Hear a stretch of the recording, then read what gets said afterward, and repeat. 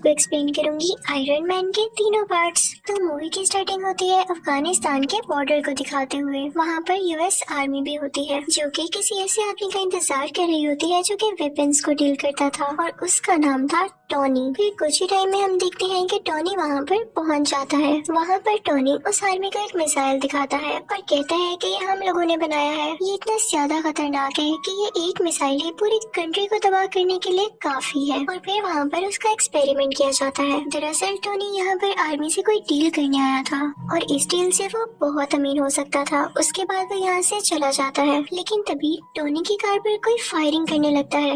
वहाँ पर मौजूद सारी की सारी आर्मी टोनी को बचाने की कोशिश करती है, लेकिन वो लोग उन आर्मी को फायर करके मार देते हैं। टोनी अपनी जान बचाकर गाड़ी से बाहर तो आ जाता है, लेकिन उसके पास उसी की कंपनी का बॉम्ब पड़ा होता है जिसके फट जाने से वो काफी जख्मी हो जाता है। अब हमें एक दिन पहले का टाइम दिखाया जाता है जब टोनी को बेस्ट वेपन मेकर का अवार्ड मिला था। दरअसल जो कंपनी ये चला रहा था ये इसके फादर ने अपने दोस्त के साथ मिलकर बनाई थी, लेकिन जिस जगह अवार्ड दिया जा रहा था टोनी वहाँ पर मौजूद नहीं था, तो उसका अवार्ड कोई और रिसीव कर लेता है। अब अगर टोनी वहाँ पर नहीं था तो वो कहाँ पर था? वो था एक कैसीनो में। वहाँ पर वो आदमी आता है जिसने टोनी का अवार्ड लिया था। वो उसे उसका अवार्ड देता है तो वो कहता है कि यार मैं इसे कहाँ रखूंगा, मेरे घर में तो जगह ही नहीं है। वो अवार्ड वो लोगों को देकर वहाँ से चला जाता है। तभी वहाँ पर एक रिपोर्टर आती है और टोनी से कहती है कि क्या आप सेटिस्फाई हैं कि आप नए नए वेपन्स बना रहे हैं और वो इतने खतरनाक हैं कि किसी की भी जान ले सकते हैं, बल्कि पूरी कंट्री डिस्ट्रॉय कर सकते हैं। तो टोनी कहता है कि हाँ मैं सेटिस्फाई हूँ, क्योंकि अगर हम वेपन्स न बनाएं तो लोग हमें ही मार डालेंगे। उसके बाद ये दोनों कुछ टाइम साथ स्पेंड करते हैं और फिर टोनी को बताया जाता है कि उसकी अफगानिस्तान के लिए फ्लाइट है और टोनी अपने प्राइवेट जेट से होता हुआ अफगानिस्तान आ जाता है। अब सीन शिफ्ट होता है प्रेजेंट टाइम की तरफ, जब टोनी बेहोश है और एक बैटरी से कनेक्टेड है। जब उसे होश आता है तो वह देख के काफी हैरान होता है कि मेरे साथ बैटरीज क्यों लगी हुई हैं।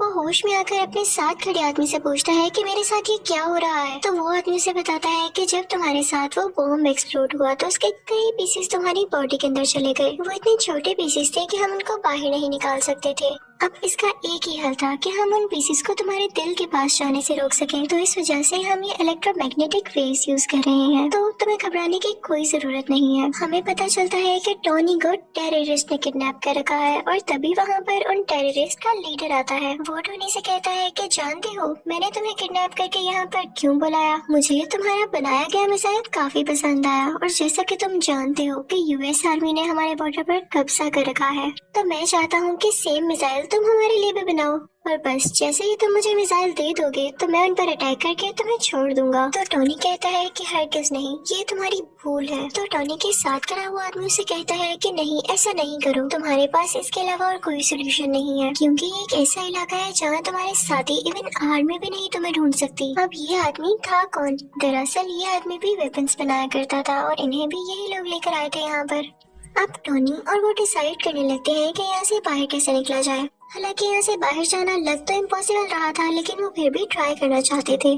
वो आदमी कहता है कि मुझे अपनी फैमिली के पास जाना है। तो टोनी कहता है कि मेरी कोई फैमिली नहीं, बस एक ड्राइवर और एक सेक्रेटरी है। तो वो दोनों सोचते हैं कि हम कोई ऐसा ड्रेस बनाएंगे जो कि बुलेट प्रूफ हो, ताकि जब हम लोग बाहर निकले और वो हम पे शूट करें तो हम पे कोई असर ना हो और हम फौरन से भाग जाएं। वो आदमी टोनी को बताता है कि तुम्हारी बॉडी में जो इलेक्ट्रोमैग्नेटिक वेव्स हैं उनको सिर्फ वही बैटरी कंट्रोल कर सकती है जो मैंने तुम्हारी बॉडी के साथ कनेक्ट की थी। अब उसको ढूंढना होगा ताकि उसको यूजफुल बनाकर हम यहाँ से बाहर जा सके, लेकिन उस सूट के लिए इनको बहुत हाई पावर बैटरी चाहिए थी जो कि सूट को रन भी कर सकती। दूसरी तरफ लीडर को तो यही लग रहा होता है कि शायद ये लोग मेरे लिए वो मिसाइल बना रहे हैं, तो वो उसको मटेरियल भी देता रहता है, क्योंकि वो नहीं जानता होता कि मिसाइल बनाने के लिए क्या क्या मटेरियल चाहिए। लेकिन जल्द ही जब वो सूट तैयार होता है तो इस बात की खबर उस लीडर तक भी पहुंच जाती है। उसे बहुत गुस्सा आता है और वो उस आदमी को जो कि टोनी के साथ इस सूट बनाने में हेल्प कर रहा था काफी इंजर्ड कर देता है। टोनी अपना वो सूट पहनता है और उसमें सारा सिस्टम डाउनलोड करता है। उसमें वो पावर भी ले आता है और वहाँ पर मौजूद सब लोगों को मारने लगता है और उस केव से बाहर आ जाता है अपना वही ड्रेस पहनकर। टोनी वहाँ से निकलकर सारे वेपन्स डिस्ट्रॉय करता है और अपने ड्रेस में ही मौजूद रॉकेट लॉन्चर से वहाँ से फ्लाई कर जाता है। अब वो गिरता है एक डेजर्ट में, जहाँ पर उसकी टीम उसे ढूंढ लेती है और वापस उसी जगह पर ले आती है जहाँ पर वो लोग रहा करते थे। वहाँ पर टोनी के फादर के फ्रेंड भी होते हैं जिन्होंने उनके साथ मिलकर ये वेपन कंपनी खोली थी। टोनी कहता है कि मैं लाइव आना चाहता हूँ और मीडिया के सामने प्रेस कॉन्फ्रेंस भी करना चाहता हूँ। अब हम देखते हैं कि टोनी पूरी मीडिया से बात कर रहा होता है।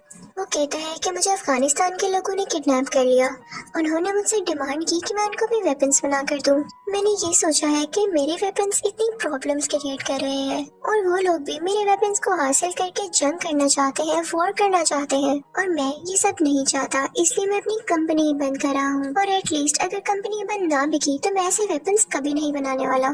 तो वो आदमी जो टोनी के फादर का फ्रेंड था वो सारे लोगों से कहता है कि नहीं नहीं, ऐसी बात नहीं है। टोनी बेचारा अभी अपनी जान बचा कर आया है और ये सेंसेस में नहीं है, ये भी उदास है, इसलिए बहकी बहकी बातें कर रहा है, ऐसा कुछ नहीं होने वाला। टोनी वहाँ से चला जाता है और वो आदमी भी टोनी के पीछे पीछे आता है। वो टोनी से कहता है कि आखिर हुआ क्या, तुम अफगानिस्तान से कैसे बचकर निकले और तुम्हें उन लोगों ने क्यों किडनैप किया था।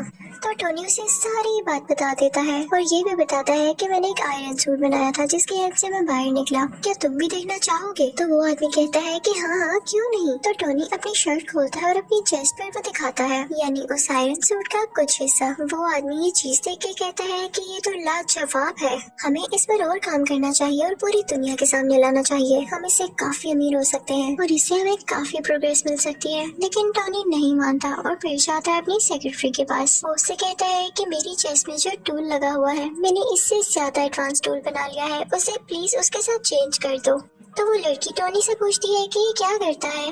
तो टोनी उसे बताता है कि मेरी बॉडी में कुछ मेटल पीसीज हैं, ये उनको मेरे दिल तक जाने से रोकता है और मेरी बॉडी में और ज्यादा पावर और एनर्जी बनाता है। दूसरी तरफ डेजर्ट में और अफगानिस्तान के टेररिस्ट को उस सूट के कुछ पार्ट्स मिल जाते हैं जिसे वो लोग जोड़कर पता लगा लेते हैं कि असल में चीज क्या है। और उधर टोनी भी एक नए ड्रेस बनाने की कोशिश में होता है। उसने उस ड्रेस में और ज्यादा अच्छे रॉकेट लॉन्चर्स लगा रखे थे जो उसे उड़ने में मदद देने वाले थे। अब वो अपने ड्रेस वाले के सिस्टम को ऑर्डर देता है कि मुझे और ऊपर उड़ाओ, लेकिन जब वो काफी ज्यादा ऊपर पहुंच जाता है तो उसके ड्रेस में बर्फ जमने लगती है सर्दी की वजह से और उसके सिस्टम में एरर आ जाता है और वो नीचे आकर गिरता है।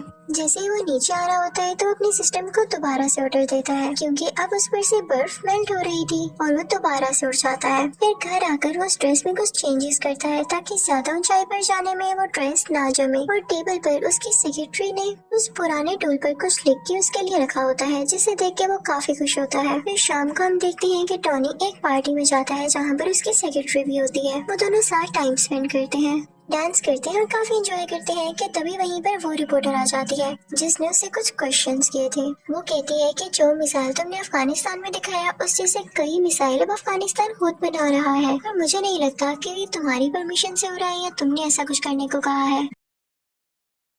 टोनी एकदम बहुत गुस्से में आ जाता है और उसे लगता है कि हो ना हो ये काम उसी आदमी का है जो कि उसके फादर का दोस्त था, यानी उस कंपनी का शेयर पार्टनर। टोनी सीधा उस आदमी के पास जाता है और उससे पूछता है क्या वाकई में तुमने वो मिसाइल वहाँ पर भेजा है। तो वो कहता है कि हाँ मुझे ऐसा करना पड़ा। तो टोनी कहता है क्या तुम्हें पता भी है वहाँ पर जो टेररिस्ट है वो लोगों को कितना मार रहे हैं और तुमने उन्हीं टेररिस्ट की मदद कर दी, हमारी कंपनी ऐसे काम नहीं करती। लेकिन वो उसकी एक नहीं सुनता। फिर टोनी घर आ जाता है और खुद ही कुछ करने का ट्राई करता है। टोनी अपने ड्रेस को बहुत एडवांस बना लेता है। उसमें उसने हर तरह की टेक्नोलॉजी यूज कर दी थी जो कि फायर भी कर सकती थी और छोटे छोटे रॉकेट्स भी शूट कर सकती थी।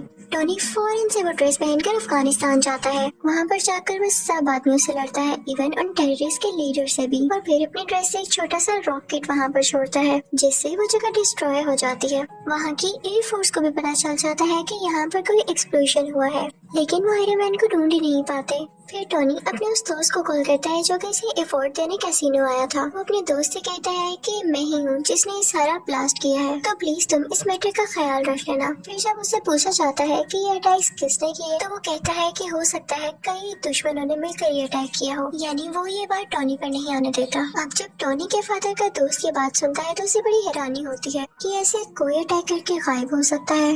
वो फौरन से अफगानिस्तान जाता है और वहाँ के टेररिस्ट से बात करता है। तो वो टेररिस्ट कहते हैं कि हम जान चुके हैं कि ये काम किसका है, लेकिन हम तब तक खामोश हैं जब तक हम पूरी बात का न पता लगा लें, ये आयरन मैन ही है, क्योंकि हमें डेजर्ट से उसकी ड्रेस के कुछ पार्ट्स मिले हैं। वो टेररिस्ट उस आदमी से कहते हैं कि अगर तुम हम लोगों को पैसे दे दो तो मैं सूट का डिजाइन तुम्हें बता सकता हूँ।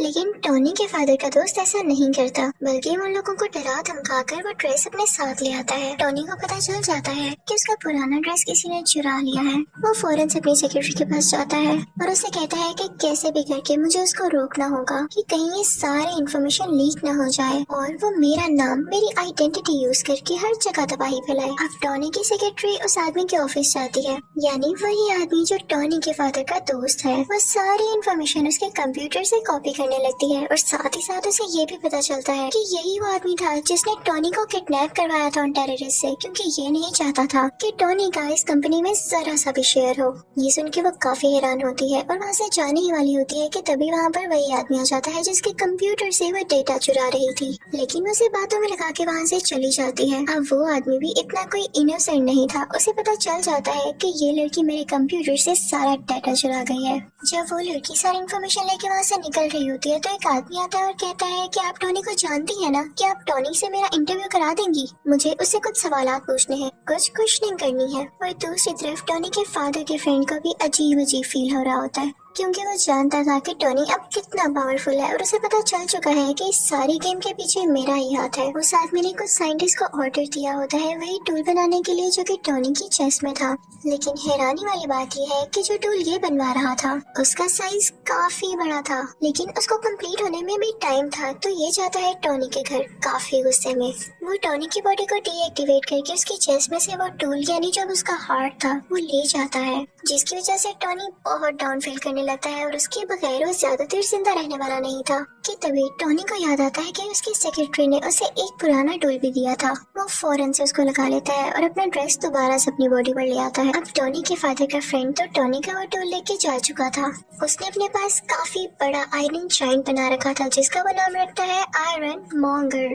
वो आदमी वो टूल जो टोनी की चेस्ट से निकाला गया था उसके अंदर डाल देता है, जिससे वो एक्टिवेट होने लगता है। उसमें कई पावर्स आ जाती हैं। लेकिन इतनी ही देर में असली आयरन मैन भी वहाँ पर पहुँच चुका था और अब इन दोनों में काफी ज्यादा फाइट होती है। अब वो दोनों लड़ते लड़ते रोड पर आ जाते हैं। तभी आयरन मैन को याद आता है कि अभी तक ये सूट पूरी तरह ठीक नहीं हुआ, यानी अभी भी कई ज्यादा हाइट पर जाकर फ्रीज हो जाएगा। वो फौरन से ऊपर उड़ने लगता है ताकि आयरन मॉन्गर भी उसका पीछा करे। और जब वो लोग बहुत ऊपर पहुँच जाते हैं तो आयरन मॉन्गर का ड्रेस जमने लग जाता है, फ्रीज होने लग जाता है और वो अजीब सा होकर थोड़ा डल होकर नीचे गिरने लगता है। लेकिन तभी नीचे आते ही वो दोबारा से एक्टिवेट हो जाता है और वो आयरन मैन पर अटैक करने लगता है। अब ये दोनों पता है कहाँ आकर गिरते हैं?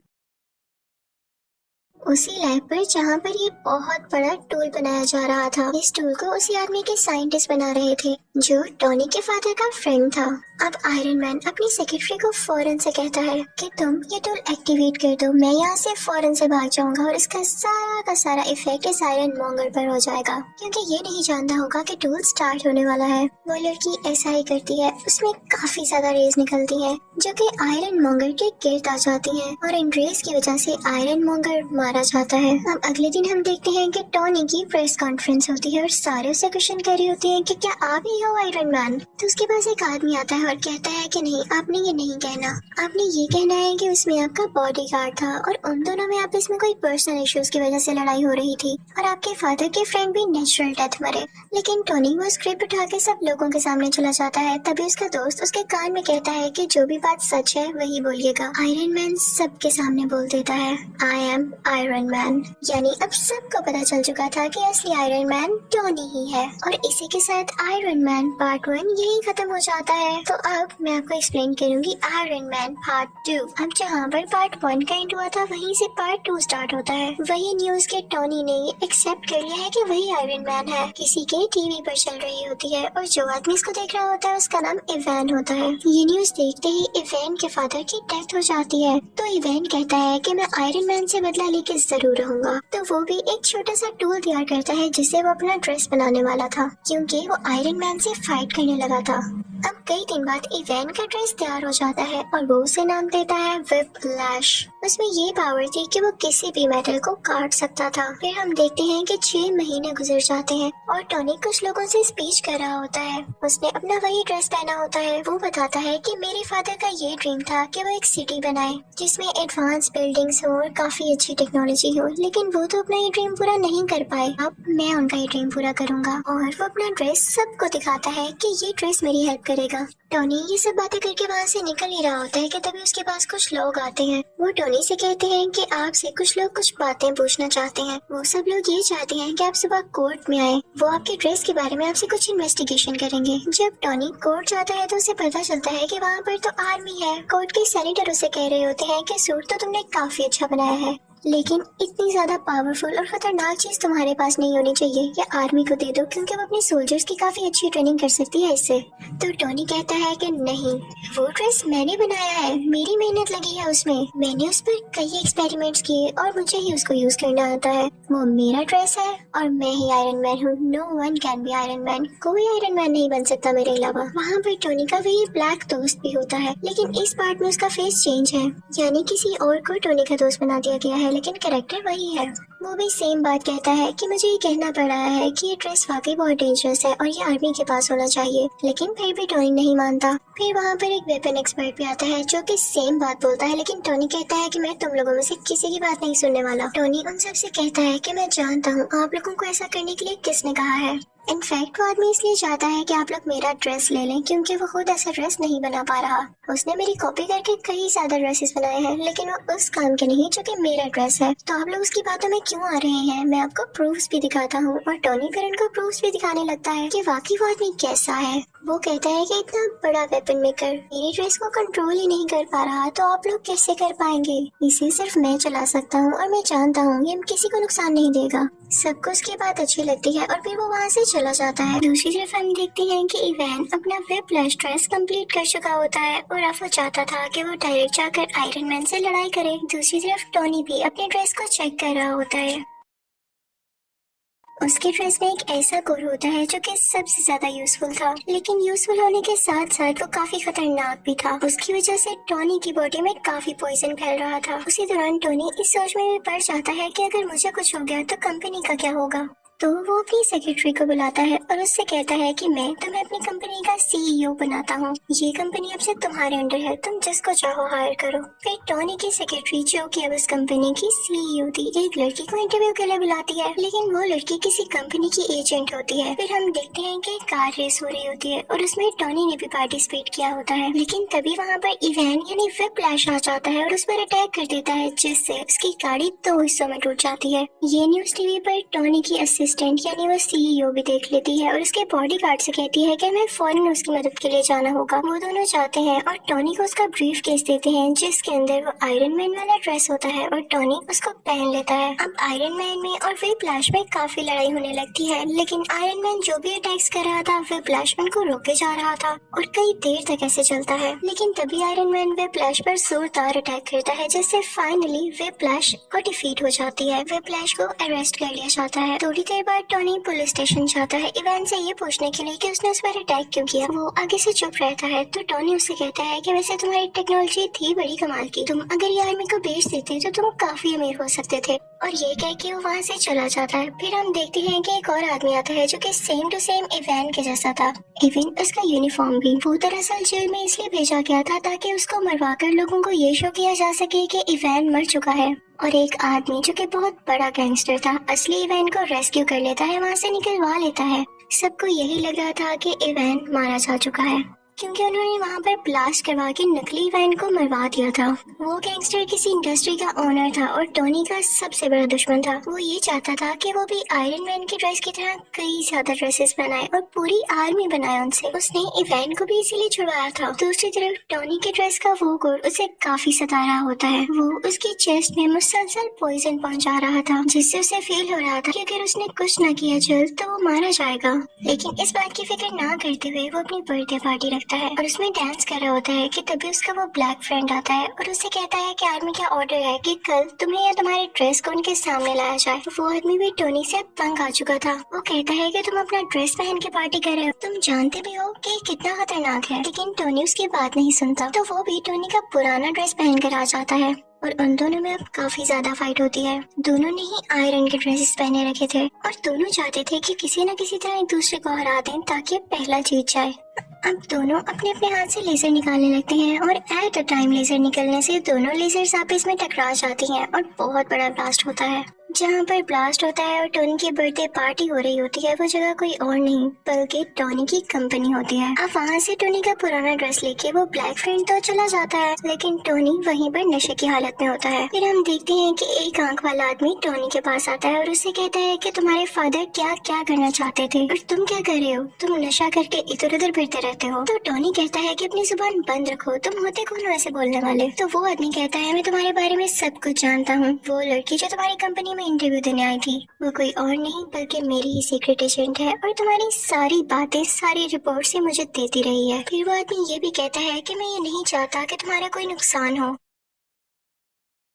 मैं चाहता हूँ कि तुम और ज्यादा अच्छा एक ड्रेस बनाओ जिससे पूरी दुनिया को फायदा हासिल हो, और मेरे पास तुम्हारे फादर की कुछ चीजें भी हैं, चाहो तो उन्हें मेरे से ले सकते हो। टोनी उस एक आंख वाले आदमी के पास से वो सारी चीजें ले आता है तो उसे पता चलता है कि उसके फादर जो सिटी बनाना चाहते थे वो उस टूल की मदद से बनाई जा सकती है। वो उस पर पूरी तरह से रिसर्च करने लगता है। वहाँ पर उसको कोड का पूरा डिजाइन भी नजर आ जाता है। वो उस पर थोड़ी सी और रिसर्च करता है और काफी चेंजेस करने के बाद बहुत ही ज्यादा एडवांस टूल बना लेता है और फिर उसी टूल से वो एक नया ड्रेस तैयार करता है जिसको नाम देता है मार्क 6। और साथ ही उसे इवेंट की कॉल भी आती है जो कहती है कि मैंने तुम्हारे दुश्मन के साथ मिलकर एक काफी अच्छा ड्रेस तैयार कर लिया है। मैं वेट करूंगा उस दिन का जब तुम और मैं आमने सामने होंगे और देखते हैं कि कौन जीतता है। मैं आप लोगों को राज बताती हूँ कि इन लोगों ने वो ड्रेस किस तरह से तैयार किया। टोनी का वो पुराना ड्रेस जो कि टोनी का दोस्त आर्मी के पास ले गया था, उस ड्रेस में इवान ने और टोनी के दुश्मन ने कुछ चेंजेस किए और उसको और ज्यादा एडवांस बना दिया कुछ टेक्नोलॉजीज की मदद से, जो कि बहुत सारी वॉर्स लड़ सकता था, फाइट कर सकता था। अब दूसरी तरफ टोनी का दुश्मन लोगों से स्पीच कर रहा होता है कि मैंने आयरन सोल्जर्स बनाए हैं क्योंकि अब आयरन आर्मी का दौर है। दूसरी तरफ टोनी को भी पता चल जाता है कि इवान किसी के साथ सच्चा नहीं है, तो वो जाता है अपने उसी दुश्मन के पास, उसी इंडस्ट्री के ओनर के पास, और उसे जाके कहता है कि इवान तुम्हारे साथ धोखा करेगा, वो तुम्हारी सारी आर्मी को अपने कब्जे में कर लेगा और उस सिटी पर अटैक कर देंगी। और ऐसे ही होता है। इवेंट देखते ही देखते सब सूट्स को अपने काबू में कर लेता है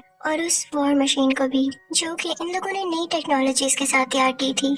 वही ड्रेस जो कि टोनी का पुराना ड्रेस था। टोनी उस इंडस्ट्री के ओनर से कहता है कि मैंने कहा था ना, जाओ अब अपने सोल्जर्स को कंट्रोल करो, लेकिन अब बहुत देर हो चुकी थी। तो वो सीक्रेट एजेंट वहाँ पर पहुँचती है जहाँ पर इवान इन सारे आयरन सोल्जर्स को कंट्रोल कर रहा होता है, लेकिन वो सारे के सारे अपना कंट्रोल खो चुके थे। तभी वहाँ पर आता है टोनी जो कि अब आयरन मैन बन चुका था। वो आते ही अपनी पावर्स का यूज करता है और सारे आयरन सोल्जर्स को मार गिराता है, लेकिन तभी उसके सामने आ जाता है व्हिप्लैश जो कि ज्यादा स्ट्रॉन्ग होके आया था अपनी उसी ड्रेस में। टोनी यानी आयरन मैन उस पर अटैक करने लगता है, लेकिन अब उस पर कुछ असर नहीं हो रहा था क्योंकि व्हिप्लैश अब काफी स्ट्रॉन्ग हो चुका था और अब वो जानता था कि आयरन मैन का मुकाबला कैसे करना है। तभी टोनी को याद आता है कि जब उसकी और उसके ब्लैक फ्रेंड की लेजर आपस में टकराई थी तो बहुत बड़ा ब्लास्ट हुआ था। वो अपने फ्रेंड से कहता है कि हम वो एक्सपेरिमेंट दोबारा से करते हैं। अब वो दोनों ऐसे ही करते हैं और वहाँ पे काफी बड़ा ब्लास्ट होता है।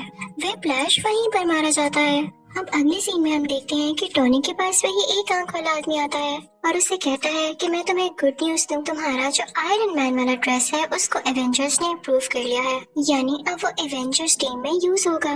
लेकिन आई एम सॉरी, तुम उसके लिए सिलेक्ट नहीं हुए, तुम्हें सिर्फ पीछे से काम करना होगा। तो टोनी कहता है कोई मसला नहीं, आई एम एक्सेप्टिंग, लेकिन मुझे इस बात का क्रेडिट चाहिए। फिर अगले सीन में हम देखते हैं कि कोर्ट के सेनेटर टोनी यानी आयरन मैन को और उसके ब्लैक फ्रेंड को मेडल देते हैं और उनसे कहते हैं कि थैंक यू, आपने पूरी दुनिया को बचा लिया। और इसी के साथ आयरन मैन पार्ट 2 यही खत्म हो जाता है। तो अब बारी है पार्ट 3 की एक्सप्लेनेशन की। तो मूवी का स्टार्ट होता है एक फ्लैशबैक को दिखाते हुए जहाँ पर एक लेडी उसे बता रही होती है कि मैंने एक ऐसा वायरस बनाया है जिसमें बहुत सारी पावर्स हैं। इवन वो लोग जो डिसेबल हैं, माजूर हैं, वो भी अपनी पावर्स वापस ला सकते हैं, यानी वो बिल्कुल ठीक हो सकते हैं। तभी वहाँ पर एक ग्लासेस वाला साइंटिस्ट आता है जो कि टोनी से कहता है कि हमारी कंपनी एक बहुत बड़ा एक्सपेरिमेंट करने वाली है, उसमें बहुत ज्यादा एडवांस टूल यूज होने होने वाले हैं, तो मैं तुम्हें ऑफर कर रहा हूँ कि मेरी कंपनी को ज्वाइन कर लो। दरअसल वो टोनी से काफी इम्प्रेस होता है, लेकिन टोनी उसकी ऑफर को रिजेक्ट कर देता है और वहाँ से चला जाता है। हम देखते हैं कि टोनी को एक मेंटल इशू हो गया था, उसी वजह से जब आयरन आर्मी ने पूरे सिटी पर अटैक्स किए थे और टोनी उन्हें शुरू में बचा नहीं पा रहा था, उसे वो फ्लैशबैक बार बार आते थे और इसी को लेके वो काफी सैड और बुरा फील किया करता था। लेकिन उसका दोस्त उसे हौसला देता है।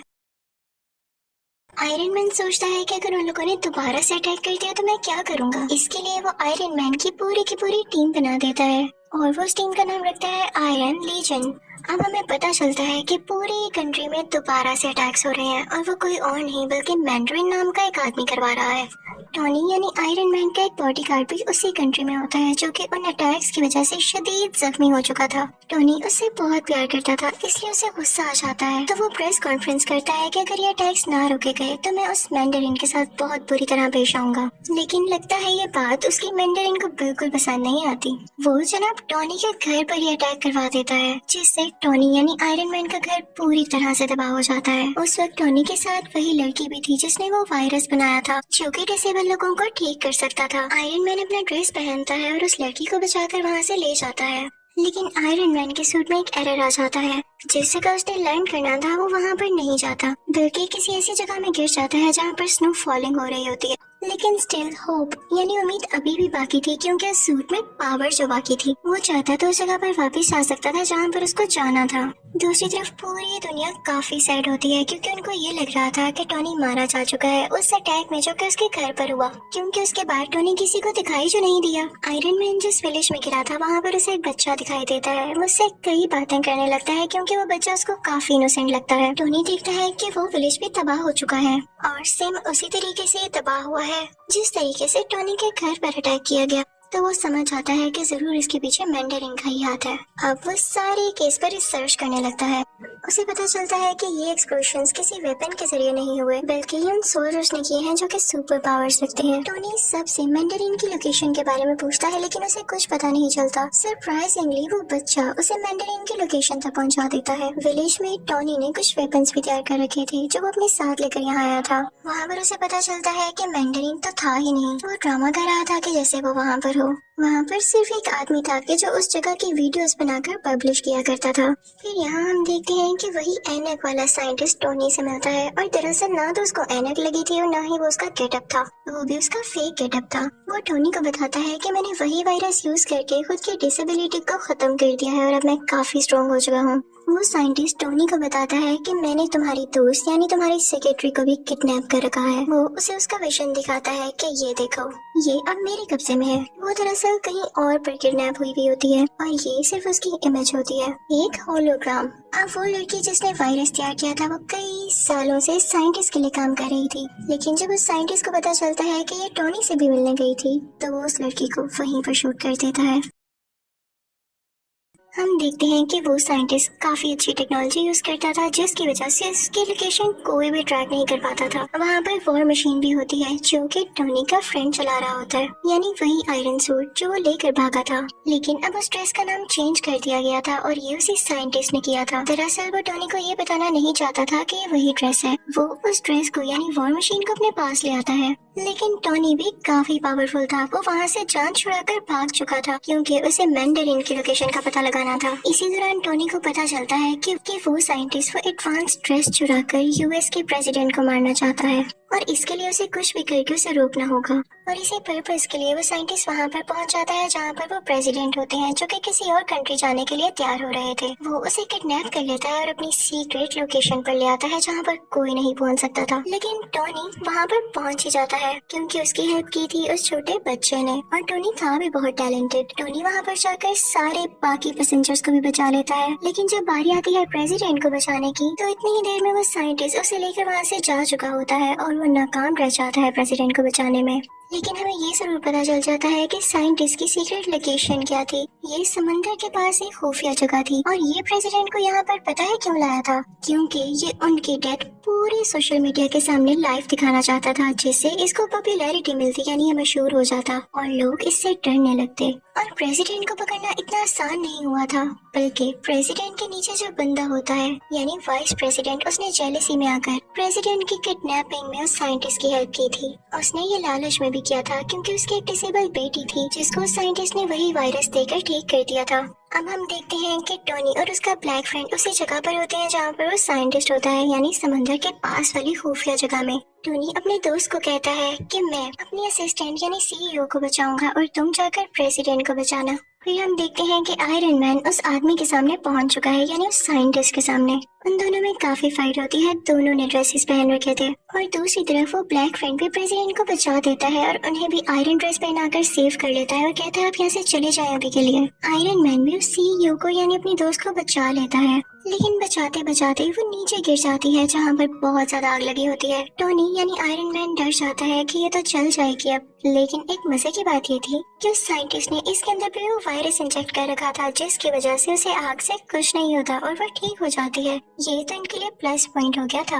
अब हम देखते हैं कि टोनी यानी आयरन मैन जाता है उसी साइंटिस्ट के पास। उन दोनों में काफी ज्यादा फाइट होने लगती है, लेकिन जब वो देखता है कि इस पर ना तो मेरी आर्मी का कोई असर हो रहा है ना तो मेरे अटैक्स का, तो उसके पास एक आइडिया आता है। वो अपना ड्रेस उतारता है और उसे साइंटिस्ट को पहना देता है और उस ड्रेस में एक खास बात ये थी कि वो अपने आप को ही ब्लास्ट कर लेता था और टोनी भी ऐसा ही करता है, वो ड्रेस ब्लास्ट हो जाता है। लेकिन वो साइंटिस्ट बहुत चालाक था, उसने भी वो वायरस अपने अंदर इंजेक्ट कर रखा था जिसकी वजह से वो सरवाइव कर जाता है और उसे कुछ भी नहीं होता। बस इतना है कि वो जल चुका था, लेकिन स्टिल उसमें अभी भी पावर थी काफी ज्यादा। और तभी वहाँ पर वो सीईओ भी आती है और वो साइंटिस्ट को पूरी तरह से मार देती है, जिससे फाइनली वो मर जाता है। फिर वो सीईओ आती है टोनी के पास, वो दोनों गले लगते हैं और कन्फेस करते हैं कि वो एक दूसरे को पसंद करते हैं। उधर टोनी अपनी बाकी आयरन आर्मी को भी ऑर्डर देता है कि खुद को ब्लास्ट कर लो और ऐसा ही होता है। आसमान में लग रहा होता है जैसे फायरवर्क्स चल रहे हो। फिर नेक्स्ट सीन में हम ये भी देखते हैं कि पुलिस ने नकली मैंडरिन और उस वाइस प्रेसिडेंट को भी अरेस्ट कर लिया है। फिर हम देखते हैं क्योंकि टोनी यानी आयरन मैन काफी मशहूर हो चुका था, तो दुनिया के बड़े बड़े सर्जन्स उसका ऑपरेशन करते हैं। उसमें जो मेटल के पीसेस होते हैं वो उसको निकाल देते हैं। ये बहुत ही बड़ी गुड न्यूज थी, यानी ना उसे किसी टूल की जरूरत थी, ना उसे किसी कोर की, ना ही ड्रेस की जरूरत थी उसे जिंदा रखने के लिए। वो उस टूल को पानी में फेंक देता है और उसके दोस्त यानी सीईओ को भी ठीक कर दिया जाता है। यहाँ पर इस मूवी की हैप्पी एंडिंग हो जाती है। आई होप आपको ये तीनों पार्ट्स अच्छे लगे होंगे। Thank you for watching.